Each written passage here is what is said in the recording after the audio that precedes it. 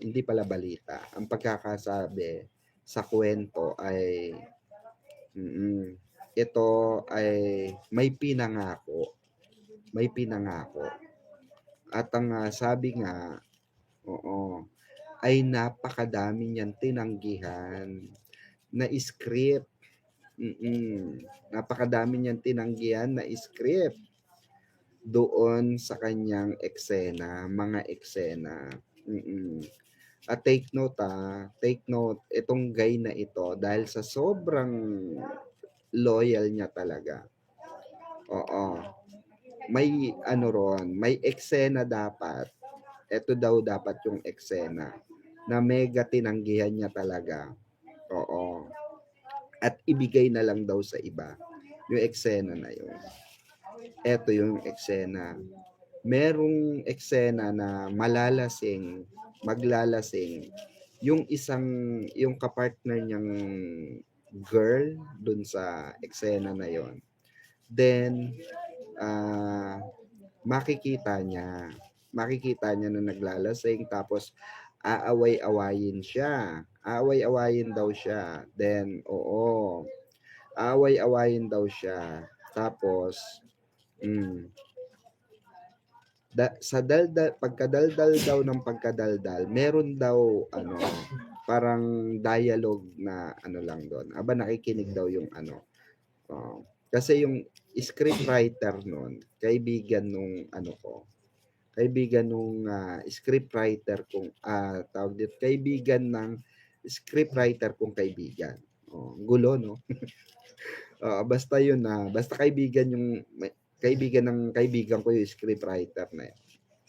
So, imbyerna daw siya. Oo, kasi hindi raw tinanggap yung eksena na yon. Nakalagay daw kasi doon sa eksena is talakserye yung babae kasi nga galit na galit sa kanya yung babae. Pero ito kasing si lalaki ay parang naiinlababo na. Oo. Yung karakter ng lalaki ay naiinlababo na. Nakukulit. Tapos makukulitan daw. Biglang hahalikan. Oo, biglang hahalikan.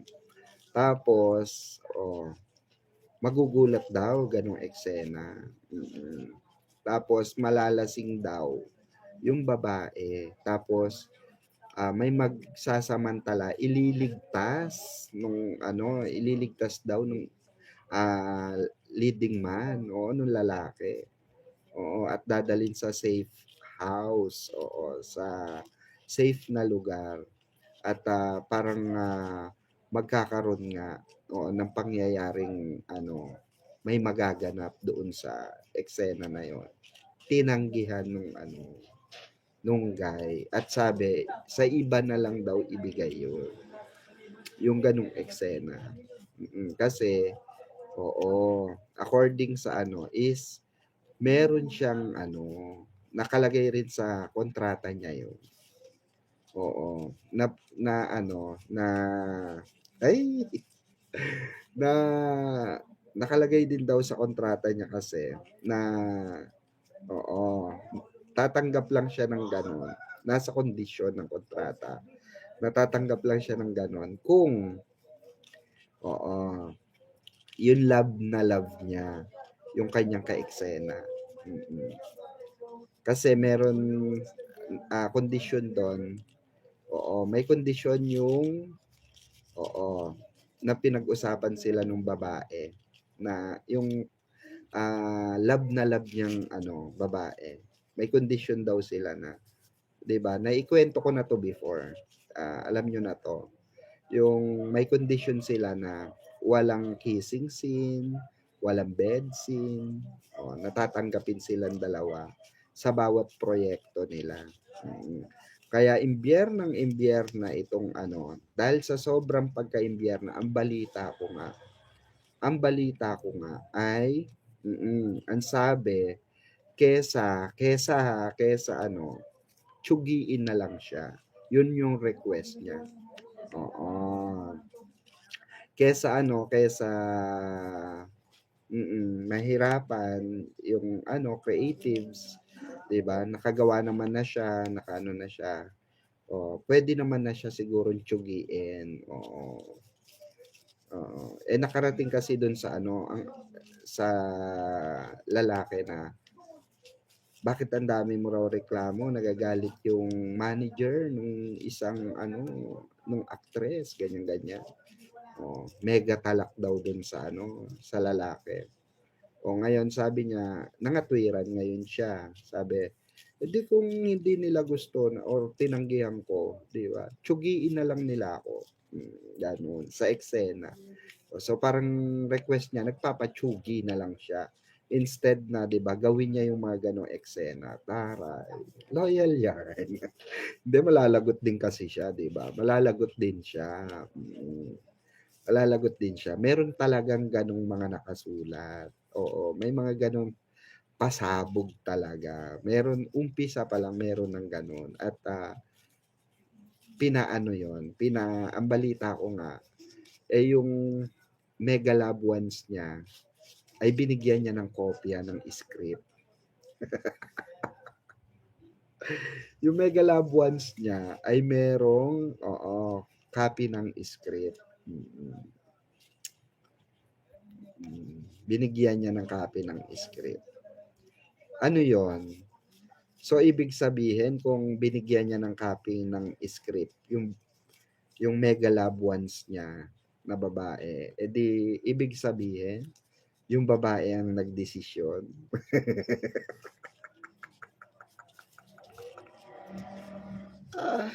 'Di ba? Oh, so ibig sabihin yung babae ang talagang alpha, 'di ba? Alpha to the highest level, taray. 'Di ba? Oo, parang ano, parang naalala ko dun sa McDonald's. May nagpapa-picture. Sabi, Barda supporter kami. Galit si Madam. Kausapin nyo. Oo. Oo. Sis Melanie. Inano ko to, inisplo ko to dun sa ano, pawala-wala ka kasi. Inisplo ko to dun sa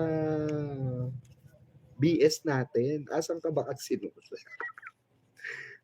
Inano ko to, inisplo ko to.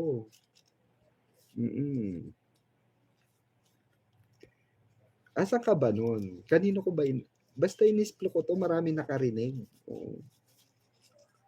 Mm. Oo. At ang gusto nga niya, papayag lang siya sa mga ganong eksena. Dun sa favorite niya at dun sa ano niya, sa ano, kaya sabi niya nga, kesa itambal-tambal siya, sabi niya dun sa, sabi nitong guy dun sa mataas na babae, kesa i-partner-partner niyo ako, i-ano niyo na lang, o mag-single era na lang din ako, kagaya ng Labby-Dubs ko, gano'n. Oo, kagaya ng Labby-Dubs niya, sabi niya. Mas okay pang ano, parehas na lang kami. O, gano'n. Okay lang din daw siya ron. Kasi, eto pa pala, dagdag ko pa.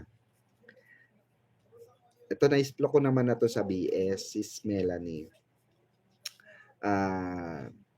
Ito ngang ano, ito ngang kaya pala nag-decide sila, oo, na solo-solo. Nag-usap pala 'tong dalawa. Usap 'tong dalawang love team na 'to. Oo, nag-usap, may pag-uusap talaga na ano daw, na kinaimpyernahan din nung ano, nasa taas. Oo, nasa taas naimpyerna yung nasa taas. Dahil nga daw, nalaman, oo, nalaman, na wag munang tumanggap daw ng project muna. Masyado itong ano, itong lalaki at magpaka-busy daw muna silang parehas. Oo, sa mga sports and ano, para hindi siya maitambal kung kani-kanino, 'di ba? Mm. At ito namang mega girl na ito ay ganun din ang niya, atake niya. Oo, sa mataas. Hindi siya mag-EFS sa totoong lalaki. Hindi siya hindi siya sa totoong lalaki. Hindi siya papalag ng FS sa totoong lalaki. Ganun ba? Sige po. 29 pa pala yon, sis Melanie. Diba? Si girl kasi pwedeng nang magpa-kiss dahil nasa age na siya. Kaso ang tanong, papayag na ba yung parents ni girl? Kasi si Susan Roses mula nung nag-artista never nagpa-kiss. 'Di ba, mamang? Correct, 'di ba? So hindi natin very, 'di ba? At pero siya lang rin naman, sila lang din naman yung gumawa nung ganung eme, 'di ba? At nagdikit naman yung ganito nila, kiss pa rin yun. Nagdikit naman yung ganito kiss pa rin yun. Dito lang yung hinarangan, 'di ba? Kiss pa rin yun. Nag-kiss pa rin yun. Nagdikit 'di ba? Oo. Sila sa kanya lang ginawa yun. Oo, bakit kaya? Ganun ba kayo special? 'Di ba? Imagine, mga kabarda, ang dami-daming, nasa ganung stage na pala sila, wala na, may nanalo na talaga. Oo. Patulog-tulog ka kasi, sis Melanie, nahuli ka sa splok ko doon. Oo. Tama naman, mamang, na umiwas na lang sila para hindi sila i-partner sa iba. So, hindi lang natin sure, hindi lang natin alam kung request granted, 'di ba? So, syempre, iba pa rin, ang masusunod pa rin yan, yung taas. Pero, syempre, wala nga silang magawa, parusa yan, 'di ba? Alam nyo naman, pag tumatanggi talaga ang isang tao, pag tumatanggi, parusa yan. Parusang malala. Oo. 'Di ba? Di ba, mamang, pinagselosan ni Guy yung leading man niya sa dati niyang series. Correct. Kasi totoong lalaki. Oh. 'Di ba nga? Di nga tumabi, 'di ba? So P77 ba 'yun? Di siya tumabi sa P77, 'di ba? So, ang daming ibig sabihin, ang daming naganap. Ika nga, ang daming nangyari na pwede pang mangyari. Tulad nito, mga kabarda, sample. Eto, pakinggan tayo. Dito pa lang sa mga na to, mga kabarda, dito pa lang sa mga hint na ito, obvious na obvious na, mga kabarda. Ito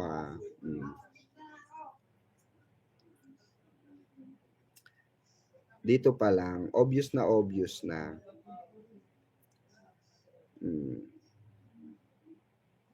Ito kaya yung, dito nag-start yun 'di ba? Dito nag-start yun.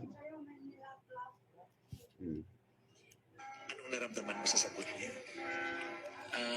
Nalungkot and I feel... Pero nakasmile ka, David. Nag-boy scout ka ba talaga dati? Hindi. Gawin mo. Paano ba?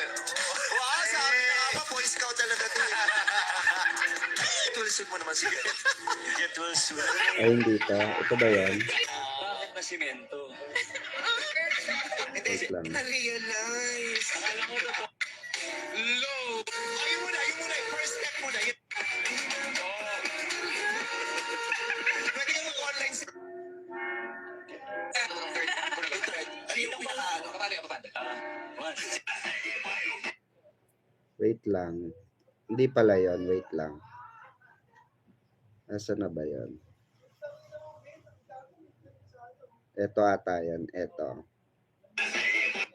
Nanood ka ba? Yes! Oo, sa Netflix pa lang pinanood ko na yan, ano? Thank you. Padala ka naman ng ano. Ano ba yung restaurant mo? Sobra. Sobra. Kasi dati nagpapadala sa akin yan nung pandemic. Oo, Close niya. Oo. Lumakas na yung restaurant. Dahil di na nagpadala. Babawi, babawi. Nag-text ako, di ka nag-reply. Ano no? Nag-text ako, di ka nag-reply. Ay, ikaw naman pala may nagdala. Ala. Pala eh. Alam mo, baka naman akala mo na ako yung tinext mo. Mukha lang akong Barbie, pero baka Barbie talaga yung tinext mo. Oh, di ba? Oh. 'Di ba? Doon pa lang, guys. Doon pa lang mga kabarda.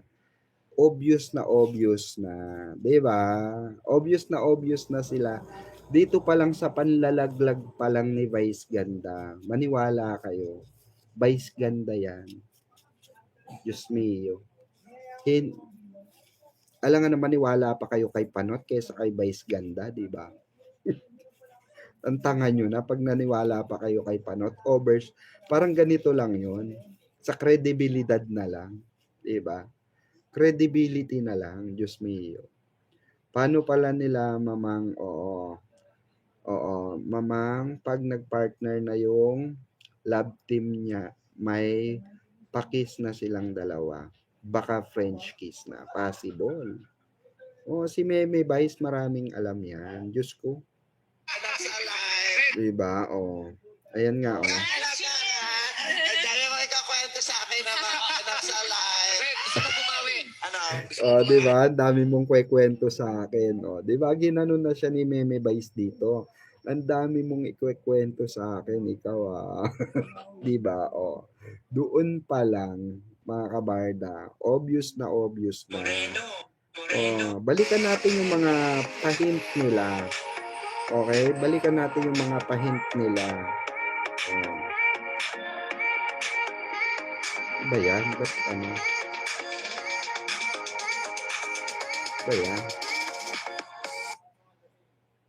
Ba't ganon? Nawala.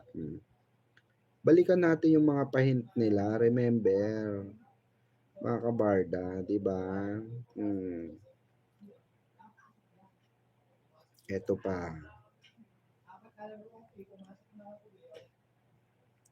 Dami yan. Di ba? Ito, ano to? 我们能一起玩吗？ Grabe yung pakilig at pabraso. Anek, gusto yata ang palitan ni si David Licao dun sa Manisino Kaman. Kasi nagpapakilig na sa pabraso, ganyan. Siyempre, ilaw. Gusto yata lumapit kay Barbie dito. Bakit ako naman sinisanad ng parang papoki dyan, anak? Di ba? Dito pa lang, di ba? Wala naman si Barbie rito sa si David, di ba? Matawa muna tayo sa bubble grass. Di ba? Kung tutusin, wala naman si David doon sa si Barbie. Pero, di ba, bukang bibig ni ano talaga, ni Meme Vice. Bukang bibig niya talaga si Barbie sa si David, 'di ba? Doon pa lang. Dito pa lang sa mga hint na to Diyos mio. Lassie and MC, simulan natin kay. Kyra, makikita lang kayo. Dito pa siya sa ano? Pwede naman sa Thursday, sa performance. Ikaw mag-intro, David. Sino ba ang unang magsasalita? Ang unang magsasalita ay si Barbie Forteza.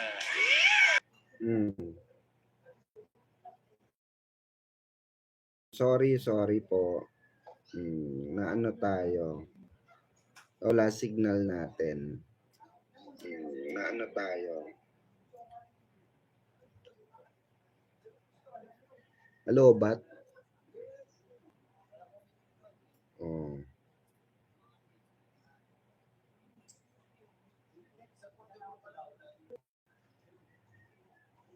Naloba tayo. Ma'am Maricel Yante. Hello, madam. Nakaabot din ng live.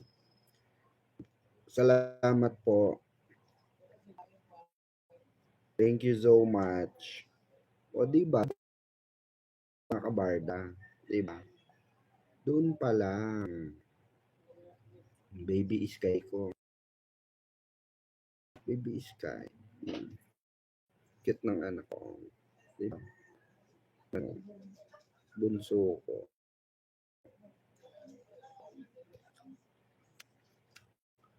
Cute. Diba? Doon pa lang sa ano pa lang, mga kabarda, sa umpisa pa lang ng kwento, alam na alam kaagad natin kung meron ba something o wala. Diba? Kung meron ba something o wala. Diba? Meron talagang mga gulo.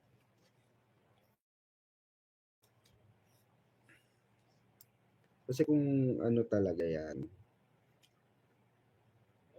kung wala lang, hindi na sila mabigay ng mga eme-eme. Diba?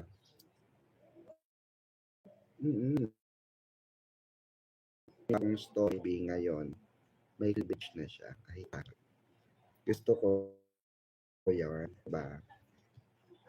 May pinariringgan. May ringgan. May pinariringgan mga obses or manggagamit, diba? Tingnan nga natin. Instagram.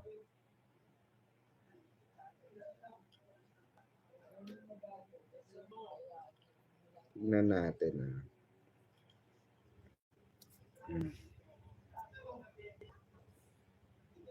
O, diba? Ito. Una ko na to. Grabe niya gano'n.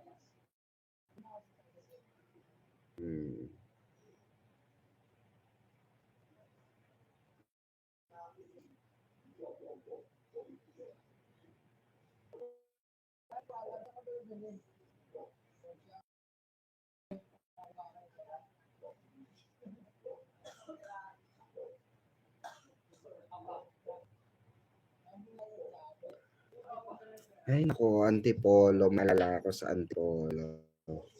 Oo. Alala ko yung Antipolo. Pero matagal na yun di ba? Oo. May pinuntahan kasi sila dyan sa isang lugar, Antipolo. Nakita sila ng isang director. Naalala niyo yung kwento ko niya? May nakita sa kanilang dalawang director. Yung isa doon, kaibigan ko. Oo.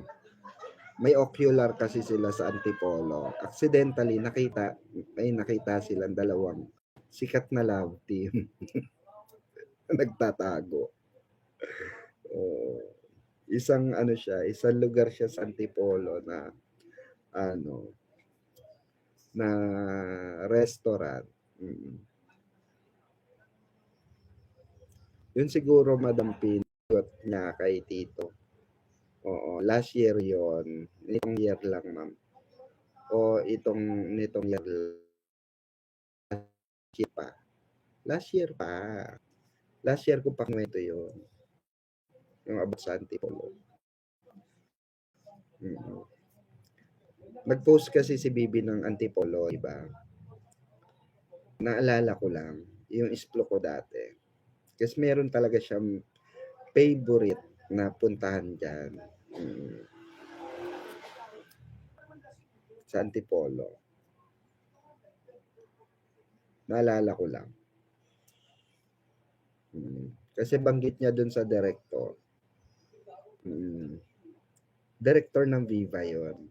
Director ng Viva. Nag-ocular sila ron for Viva Max. Location ng Viva Max nila. Tapos, yun nga, accidentally nakita nila tong dalawa. Di pa nga raw lumapit yung isa, yung lalaki. Di pa raw lumapit. Tinawag lang ng babae. Parang doon din sila nagpunta ng fam niya sa Pinto Art. Hindi pa yan, meron pa dyan, meron pang mas maganda dyan na favorite daw nila puntahan. Kasi nabanggit niya Sabi kasi nung ano, kaibigan kong direktor sa Viva, sabi, "Ba't nandito kayo?" Ganyan, ganyan. "Ang layo pa ng ano niyo, ganyan, ganyan." Hindi, meron akong favorite, yung babae. May favorite akong pinupuntahan dito. Sinama ko siya para ipakita, ganyan, ganyan. Hindi pa, iba pa yung Pinto Art.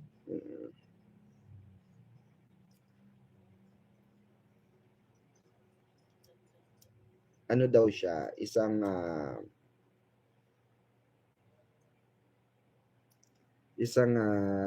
basta romantic place daw. Romantic place na, oo, wala makakilala sa'yo. Tuktok. Tuktok ba yun? Oo. Malay natin sa tuktok, di ba? Oo. Na very romantic place. Na bagay sa dalawang taong nagmamahalan. Ganun. Ay, Diyos ko. Accident lang yun eh.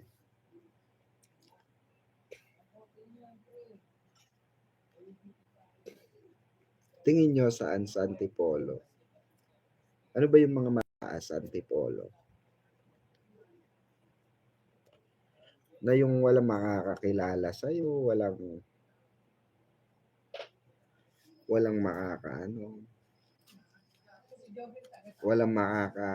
walang pakialam sa'yo yung tao kung artista ka o ano ka. Oo.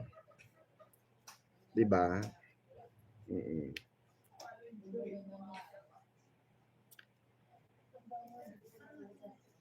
Alam ko na. Sa Eagle Nest. Mukhang alam ni Ma'am Catherine Beltran. No? Ba't alam mo doon, Ma'am Catherine Beltran? Ba't alam mo sa Eagle Nest? Ikaw siguro dinala ka na ron sa Eagle Nest.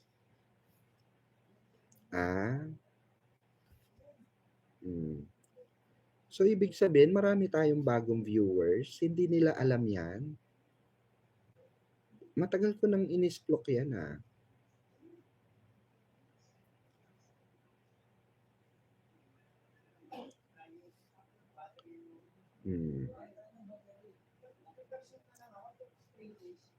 Matagal ko nang inisplok yan. Oh.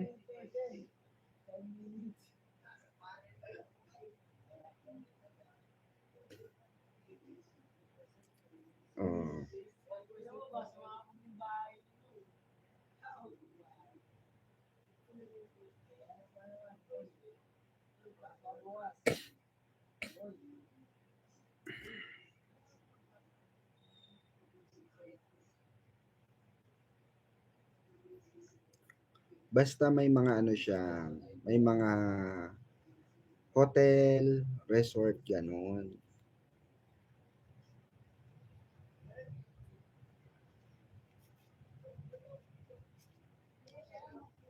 Ay, alam ni Ma'am Catherine Beltran, taray. Mamang sa 29 po yun. Caloocan, nakatulog ako. Nakatulog ka na. Oo, si Ma'am Maricel Yante, hindi pa alam pala yan. Oo, tagal na.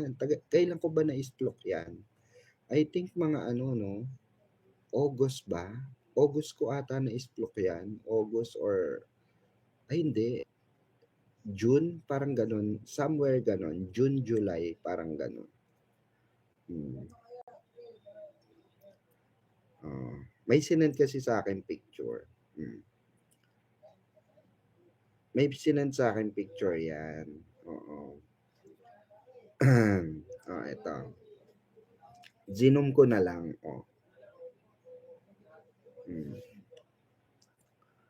Oo. Ayan,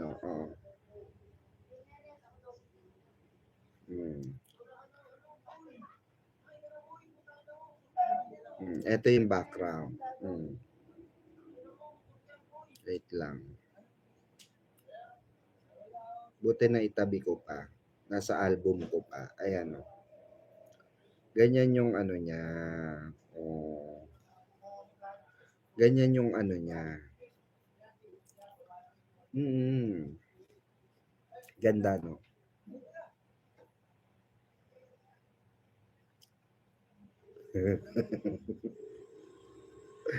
Alam ni Ma'am Catherine Beltran, taray ni Ma'am Catherine Beltran, tourist ka, tour guide ka, sorry.